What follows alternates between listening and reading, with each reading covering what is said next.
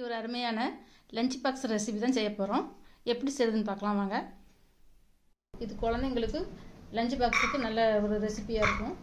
வாங்க எப்படி செய்யுதுன்னு பார்க்கலாம். 250 கிராம் கொண்டக்கடலையை நல்லா ஊற வச்சு எடுத்து வச்சுருக்கேன். அது இப்போ நம்ம வேக வச்சுக்கிடலாம்.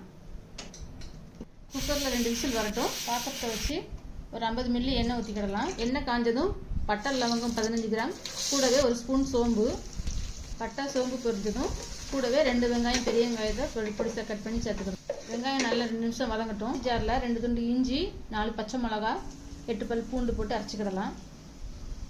இது கூட ஒரு கையளவு புதினா, ஒரு கையளவு மல்லி இலை போட்டு வதக்கிடுவோம். கூடவே அரைச்சி வச்ச பேஸ்ட்டு போட்டு வதக்கிடலாம். 2 ஸ்பூன் நெய் போட்டு பச்சை வாசனை போகிற வரைக்கும் வதக்கிடலாம். 2 விசிலில் சுண்டல் நல்லா வெந்துருச்சு. போட்ட இஞ்சி பூண்டு பேஸ்ட்டெல்லாம் பச்சை வாசனை போயிடுச்சு. இப்போ நம்ம சுண்டலை சேர்த்துக்கிடலாம். சுண்டல் சாதம் வீட்டு அரிசியில் தான் செய்ய போகிறோம். அதுக்கு 1 டம்ளர் அரிசிக்கு 2 டம்ளர் தண்ணி வைக்கணும். இது மட்டும் இல்லாமல் நம்ம கொண்டக்கடலை அவிச்ச தண்ணியும் இதில் கணக்கில் வச்சுக்கிடணும்.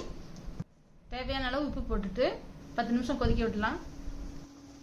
தண்ணி கொதி வந்த உடனே அரை மணி நேரம் ஊற வச்ச அரிசியை போட்டுக்கிடலாம்.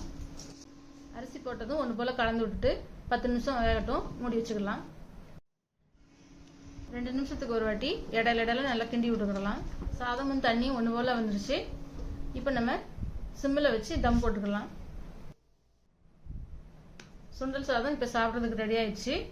இந்த ஸ்கூலுக்கு குழந்தைங்களுக்கு கொடுத்து விடலாம், ஆஃபீஸ் கொடுத்து விடலாம்.